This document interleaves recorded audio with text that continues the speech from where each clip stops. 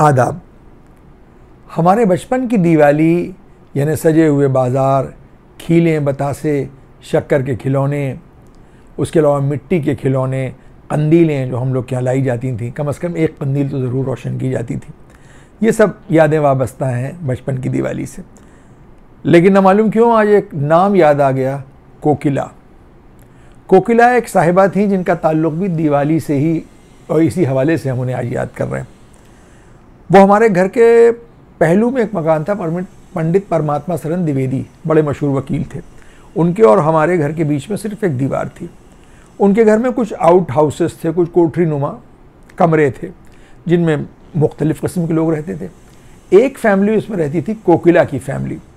कोकिला जो थी वो और उनके शौहर चिलमने बिनते थे, यानी चिक जो होती है चिलमन, उसका काम करते थे।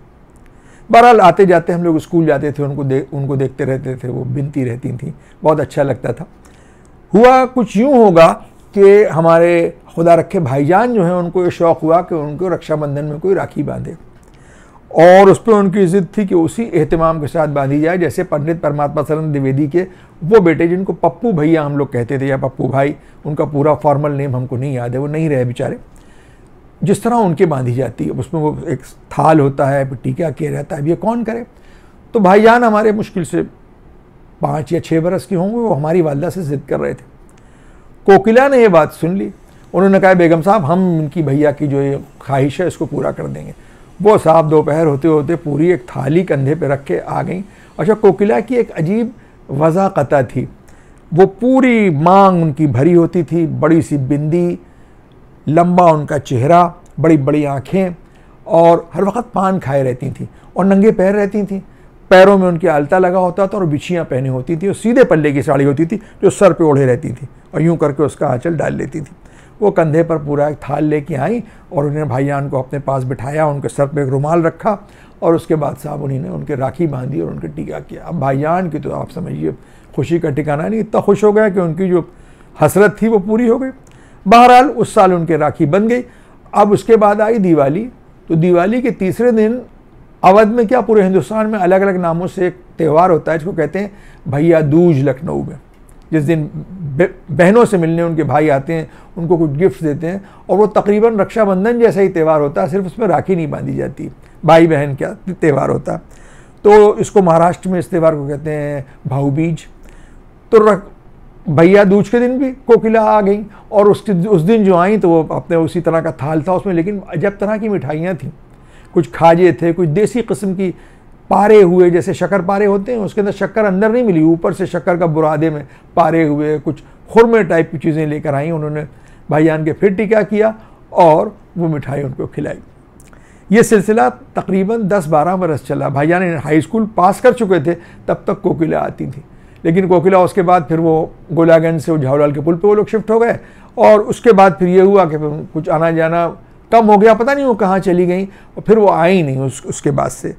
तो अगर इस प्रोग्राम को, इस एपिसोड को कोकिला के घर में कोई देख रहा हो तो हम लोगों से रब्ता करें, बहुत अच्छा लगेगा। उनके बच्चों को भी हम याद होंगे और वो हमें याद करते होंगे और हम भी उनको याद करके। उनके 2 बेटे भी थे। कोकिला जब चिलमन को बिनती थी अपने शौहर के साथ, तो वो बिल्कुल, अब हम उसको याद करते हैं तो लगता है जैसे कालीन बिना जाता है। हर धागे का एक नंबर और वो जोड़ घटाने के साथ पूरा बिनती थी ताकि वो पूरा एक डिज़ाइन उस पर आता था। तो हम और हमारी बहन, छोटी बहन खुदा रखे नसरीन जहाँ, वो और हम लोग स्कूल से आते हुए देखते थे कि ये कैसे बन रही है। तो अक्सर वो एक स्टूल ले देती थी कि बिटिया बैठिए, भैया बैठिए। एक मरतबा उन्होंने क्या किया कि हम लोगों की खुशी के लिए एक छोटी सी चिलमन बिन के दे दी हम लोगों को, एक हाथ भर की चिलमन। अरे साहब इतना खुश हुए, कोई चिलमन हम लोग के लिए ख़ास तौर से बिनी गई थी। अब उसको टांगे कहाँ, तो हमारे यहाँ अंगनाई में यानी आंगन में 14-15 ताख थे, तो उसमें से एक ताख में उस चिलमन को टांग दिया गया था। वो छोटी सी चिलमन को हम लोगों ने एक ताख में तो टांग दिया था, लेकिन जो ताख थे 14-15 उनका एक इस्तेमाल था। उस ज़माने में जब बिजली नहीं होगी तो उसमें शमा या लैंप वगैरह रोशन किए जाते होंगे, लेकिन बाद में उनका सिर्फ साल में एक मरतबा इस्तेमाल होता था। वो ये 13 रजब को हज़रत अली की यौम पैदाइश में जब घर में चरागा होता था, रोशनी होती थी, तो हम लोग उसमें शमाएँ जलाते थे। हम और हमारी बहन नसरीन जहाँ में ये मुकाबला होता था किसकी शमा देर तक जलती है, और हम लोग दूर से बैठ के उस शमा को देखते थे, और वो शमा टेढ़ी हो गई तो दौड़ के जाते थे, उसको सीधा करते थे, उंगली में अक्सर वो गरम गरम मोम लग भी जाया करता। दिवाली की रात यानी अमावस्या सबसे स्याह और काली रात होती है। उस दिन काजल पारा जाता है। पारने का मतलब काजल को बनाना, जैसे इमरती और जलेबी को तला जाता है, मट्ठे को और लस्सी को मथा जाता है, इस तरह काजल को बनाने की जो विधि होती है उसको पारना कहते हैं। होता यह है कि एक चिराग में, एक दिए में एक बाती लगा के उसमें तेल डाल के, बहुत अच्छे किस्म का तेल होता है, और उसके अंदर कुछ और जो नुस्खे होते हैं जैसे फिटकरी वगैरह और भी जो चीज़ें डालने की होती है वो डाल देते हैं, उसके ऊपर से उसको ढाँक देते हैं। तो सुबह होते होते उसका जो कार्बन ऊपर जमा हो जाता है, जो ऊपर वाला सिकोरा होता है, उसको एक जगह जमा कर लिया जाता है। सूखा और गीला दोनों तरह का काजल जो है वो बना लिया जाता है। इसी तरह का काजल हम लोग के बचपन में भी बनाया जाता था। और जो बुआएँ होती थी, बुआ माने मेड्स होती थी, वो कहती थी कि आज घर में कम से कम रोशनी करनी चाहिए, क्योंकि लक्ष्मी बूबू जो हैं यानी लक्ष्मी जी जो हैं वो उसी घर में आती हैं जहाँ रोशनी कम होती है। दिवाली के रात कायस घरानों में, जिनसे हम लोगों का बहुत आना जाना था, उनके यहाँ ख़ास किस्म की रस्म होती थी। पूजा के बाद सब लोग पढ़ते थे बैठ के, और हमारे साथ के जो दोस्त थे नीरज कुमार, वो बैठ के उसमें रात में कोर्स की किताब पढ़ते थे और लिखते थे, क्योंकि दूसरे दिन लिखना पढ़ना जो था वो मना था।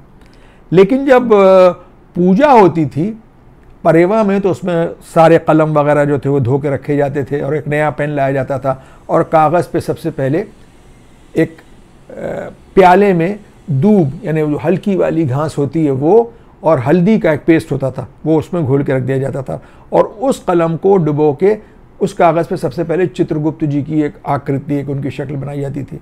फिर ओम नमाय चित्रगुप्त, ओम नमाय शिवा, जिस जिस भगवान को मानते हैं वो सब उसी से लिखते रहते थे।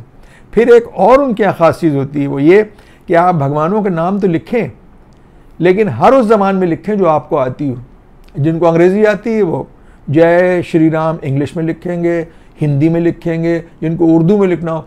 अब नीरज कुमार के फादर जो थे फैज़ाबाद के थे, और वो ख़ास मुसलमानों के गांव में रहे थे, उनका अकेला एक हिंदुओं का घर था वहाँ, तो सारे बच्चों की बिस्मिल्लाह होती थी। तो लालजी श्रीवास्तव साहब जो यूपी ट्रेजरी के डायरेक्टर भी रहे, उनकी भी मौलवी साहब ने बिस्मिल्लाह करवाई थी, लिहाजा वो उर्दू में भी लिखते पढ़ते थे। तो वो भी उसी कलम से राम और जो भी जिन भगवानों का नाम था उर्दू में लिखते थे, और सारे बच्चे एक डिज़ाइन की तरह से उसको कॉपी किया करते थे। अवध के कायस घरानों में ही हमने देखा है कि दिवाली के दिन मिठाइयाँ तो होती हैं, खील खिलौने, खील बतासे वगैरह, उसके साथ खाने में जो है वो एक ख़ास चीज़ होती है जिमीकंद। जिमीकंद एक जंगली किस्म की जड़ होती है, जो उसका कुछ ज़्यादा अच्छा मज़ा नहीं होता है, और उस ज़माने में तो वो ज़रा कुछ ऐसी कुछ होती थी कि उसको खाइए तो हलक में जैसे कांटे से चिपते थे। और नीरज की मदर जो थी वो हमेशा उसको 1.5-2 घंटे तक इमली के पत्तों में उबालती थी, ताकि उसकी वो जो तासीर है सख्ती वाली या चुभने वाली, वो जो है वो ख़त्म हो जाए। अब ये जिमीकंद क्यों खाया जाता है?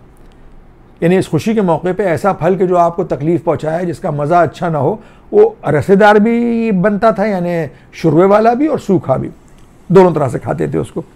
ये जो आखिर जिमीकंद दिवाली में क्यों खाया जाता है?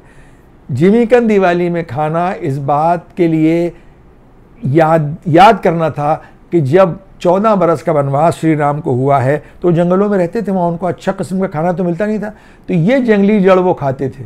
तो कितनी तकलीफ़ उन्होंने इसको खाने में उठाई होगी, तो उनकी उस जहमत और उनकी तकलीफ़ में अपने को शरीक करने के लिए, उसको याद करने के लिए इस खुशी के मौके पर भी उस फल को खाया जाता है जिसको कहते हैं जिमीकंद। आज भी लोगों के घरों में दिवाली के दिन जिमीकंद ज़रूर पकता है। दिवाली का दूसरा दिन जिसको परेवा कहते हैं, लेकिन लखनऊ में उसको जमघट भी कहा जाता है। जमघट के माने अब पता नहीं इस लफ्ज़ के लफ्ज़ी माने क्या है। इसका मतलब ये है कि उस दिन पतंगें उड़ाई जाती हैं। जैसे हिंदुस्तान के और शहरों में मकर संक्रांति के दिन पतंगें उड़ाई जाती हैं, उसी तरह लखनऊ में जमघट के दिन पतंगें उड़ाई जाती हैं। शहर में बड़े बड़े पतंग फरोश थे, लेकिन गोलागंज में एक बहुत मशहूर पतंग बेचने वाले थे आगा बब्बन कश्मीरी, और वो बड़े शोला मिजाज भी थे। लिहाजा वो उस दिन इतनी भीड़ होती थी, जैसे राशन की दुकान पे लाइन लगती है, ऐसे बब्बन भाई उनको सब कहते थे, उनके यहाँ लाइन लगी होती थी। मगर वो कोई एक्स्ट्रा स्टाफ नहीं रखते थे, वो सिर्फ अकेले होते थे, जो चरखी पर रील को भी खुद ही चढ़ाते थे, खुद ही उसके कन्ने भी बांधते थे, वो सब कुछ खुद ही करते थे। बहुत वक्त लगता था उनके यहाँ पतंग खरीदने में। और उनका एक असिस्टेंट था सक्सेना। ये दोनों लोग, चाहे वो सैकड़ों लोगों की लाइन हो और किसी ने अगर कह भी दिया कि आप नौकर एक एक्स्ट्रा स्टाफ रख लीजिए तो बहुत नाराज़ भी होते थे बब्बन भाई। बब्बन भाई बड़े पुराने कश्मीरी थे, अच्छे खासे सांवली रंगत थी उनकी, लेकिन उनकी नाक टिपिकल कश्मीरी लंबी नाक थी। कभी उन्होंने ग्लास में या मग में चाय नहीं पी, क्योंकि उनकी नाक जो थी वो बीच में आड़े आती थी। हमेशा एक कासे नुमा प्याले में वो चाय भी पीते थे, कश्मीरी चाय नमकीन, और पानी भी उसी में पीते थे कटोर। जमघट के दिन अब तो लोग अपनी छतों से पतंग उड़ाते हैं, बदे लड़ते हैं, कॉम्पिटिशन्स होते हैं, लेकिन किसी ज़माने में पतंग के मैदान हुआ करते थे। जहाँ आज ये बुद्धा पार्क बना है, इसके करीब का पूरा जो एक जिसको कहना चाहिए गोमती का साहिल था, वहाँ पतंगें उड़ती थी। नदवा कॉलेज के सामने पतंगें उड़ती थी, उसका एक जब जश्न होता था। अब पता नहीं उस तरह होता है कि नहीं होता। बहरहाल ये तो थी हमारी बचपन की यादें दिवाली से वाबस्ता। मुमकिन है आप हजरात को ये पसंद आई होंगी। आपको भी अगर कोई ऐसी बात याद हो तो हमसे ज़रूर शेयर करें, ताकि हम अपने प्रोग्राम को उन्हीं यादों के ज़रिए से और आगे इस सिलसिले को बढ़ा सकें। हमेशा की तरह वही गुजारिश कि आप हज़रात इस चैनल को देखते रहें, इसको शेयर करें, अपने दोस्तों से सब्सक्राइब भी कराएं और बेल का आइकन आप दबाना न भूलें, ताकि आपको टाइमली नोटिफिकेशन मिलते रहें। अगली मरतबा आपसे फिर मुलाकात होगी, तब तक के लिए इजाज़त, आदाब।